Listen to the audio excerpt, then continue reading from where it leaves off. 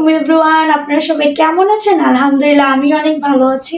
আজকে নিউজ ফিডে সারাদিন একটা জিনিসই দেখছিলাম, সানবিজ ভাই তনি আপু নাকি আবারও বিয়ে করেছে। আবেগ দিয়ে না ভাই কারোই জীবন চলে না, শেষ সময়ও কিন্তু সবারই সঙ্গীর দরকার হয়। তনি আপু কিন্তু গোপনে জিনা করার থেকে হালাল সম্পর্কে গিয়েছে, এটা অনেক ভালো না? যে এখানে বউ মারা গেলে একজন স্বামী 4 দিনও কিন্তু অপেক্ষা করতে চায় না, বিয়ে করে বউ ঘরে নিয়ে আসে। আপুর আগের হাজবেন্ড মারা যাওয়ার পরে আপু কিন্তু অনেকটা সময় বিয়ে ছাড়া ছিলেন।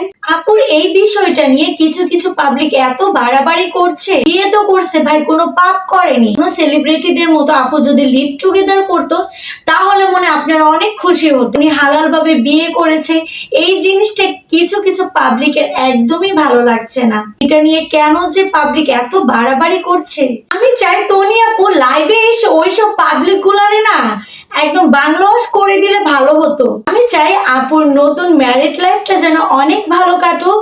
আপু আর আপুর হাজবেন্ডের জন্য অনেক দোয়া আর শুভকামনা রইল।